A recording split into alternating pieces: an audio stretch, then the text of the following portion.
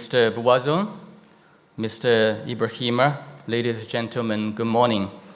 On behalf of Tsinghua University and the Green Finance Leadership Program, I'd like to extend my warmest welcome to all of you to this very exciting event on greening Africa's financial system.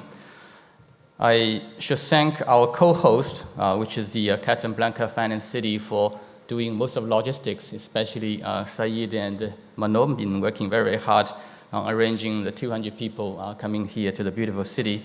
And I should also congratulate the Central Bank of Morocco for being the first African member of NGFS and for taking the leadership in developing the roadmap of green and sustainable finance in the country.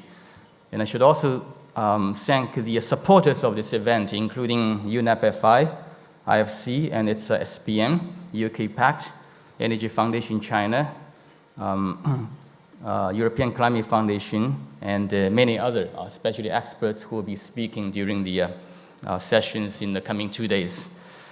As I said yesterday during the reception, the origin of this event was really the Green Finance Leadership Program that was hosted by Tsinghua and IFC in Beijing. We did 2 events in China last year, and during the 2 events, we attracted 250 participants from 48 countries. Most of them were developing countries. But the participation was largely concentrated in Asia. We had a lot of East Central Asian participants, but not enough from other regions. We had only 5 African representatives in the Beijing event, but at that time we agreed that we should do something beyond Asia and moving on to Africa, which is really the event today and tomorrow, and also we'll be doing Green Finance Leadership event in Central Asia. That's going to take place in September this year in Astana, and we'll be running event in ASEAN countries to be hosted by Singapore later this year or early next year. The idea is very simple. The world needs few trillion US dollars of green investment every year to make sure that our environment is sustainable and the Paris Agreement goal can be achieved. But who is going to mobilize this huge amount of green financing? It requires the collective action of the financial system. And the developed countries have been working on that for decades. And China has been working on the green financial system for 5 years. But many other countries are still beginning in their journey towards greening their financial system. And we need to make sure that awareness raising, capacity building is available in as many countries as possible. So we are now hosting this event here. I'm very glad that we have now 12 African countries participating among the 20-something present here. And I'd like to take this opportunity just to say a few words on why I think it's important for Africa to green its financial system. 4 reasons. Number 1, it's going to mobilize new money for you, for your growth. Just give you the examples we had in China back in the last few years. During the period where we mobilized green loans, we achieved 8 trillion RMB worth of green lending, and that's equivalent to more than $1 trillion US dollar. And in the green bond market, which we created back 3 years ago, and we raised 800 billion RMB worth of green bonds, which is more than about 130 billion US dollar. And we also created 400 green equity funds in the past 4 years. So all these represents new money and new growth. I think Africa can do the same. The second idea is that it's going to create opportunity for Africa to go straight to green infrastructure without investing in dirty infrastructure first. And that's possible because many of the technologies, especially in the clean energy space, in water treatment, in transportation, and in green building, they are now available for African to adopt. And this is especially important in Africa because you need a lot of infrastructure. China has done infrastructure investment for the last 40 years. We are now sort of winding down, and our pace is coming off. But Africa will continue to grow your infrastructure investment in probably the next 40 years. And making sure that infrastructure at the design stage, construction stage, is green, low carbon, and climate resilient is critically important, especially to ensure that the carbon emissions out of the infrastructure and the buildings are under control. The third thing is Green finance will create a lot of business opportunities for financial sector players, including banks, asset managers, insurance companies, and brokers. Just give you another example from China, that's Industrial Bank of China, which was the first Equator Bank. And they are able to grow their green finance business at 30% every year, while most other financial sector players are growing their business at 10% per year. This is how the green finance program can make you a lot of money if you are financial sector players. The fourth reason is that green finance can help you protect from the environmental and climate risks.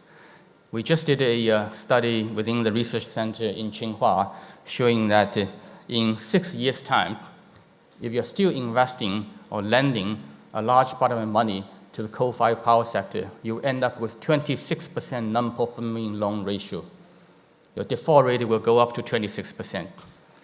And by putting in this environmental and climate risk management system and practices, it can avoid the downside risk for your operation, whether as a bank or as an investor. So your question is how we actually do that. Let me just show you a couple of slides from, this is a very long slide, but I'm using only a few of these.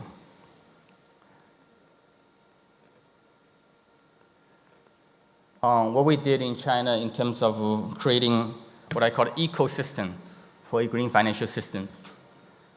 This is based on the guidelines for green finance in China, and we had 4 key elements. One is taxonomy, which is really about definition of green finance is.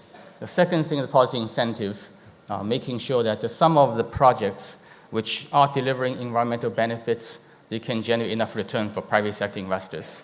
The third one is disclosure of environmental information by the project owner and by the companies. And the fourth one is a range of products and tools, making sure that these products can meet the diverse demands from the project owners. Just a few slides on what they look like. Taxonomy. We have 3 taxonomies. One is taxonomy for green lending. That's 1-pager, done in 2013. Second taxonomy for green bonds. It was 10-pager, and it had 31 categories, much more operational.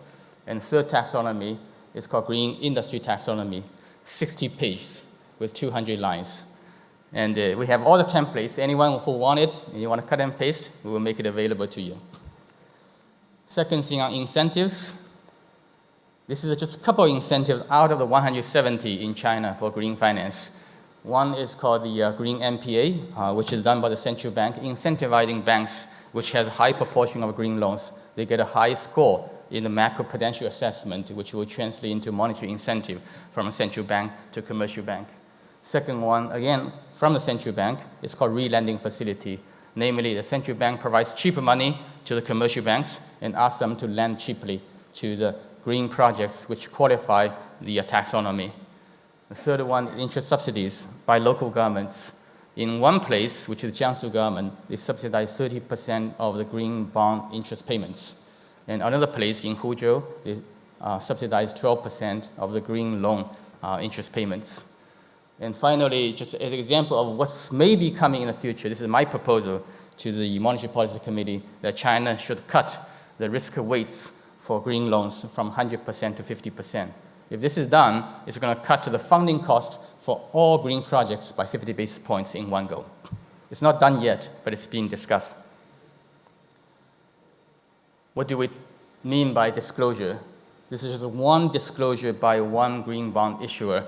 They disclose information on how much carbon can be reduced by the green projects, how much air pollution, water pollution, energy usage, and water usage can be reduced. And such information will enable the investors and financial markets to identify who is green, who is less green. And finally, products. As I mentioned, we are creating a lot of different products: green loans, green bonds, green insurance, green investments, fund, and financing using emission rights and collateral, and many other things. I don't have time to elaborate. Our panelists from China in the coming few days will give you a lot more details. But I think this is just a glance, as the outline for what I call a green financial system or ecosystem. With that, I'd like to thank our co-hosts again, Casablanca Financial Center, for hosting us here, and also the tour to the wind farm. And thank you all for your participation. Looking forward to the very productive discussions in the coming 2 days. Thank you.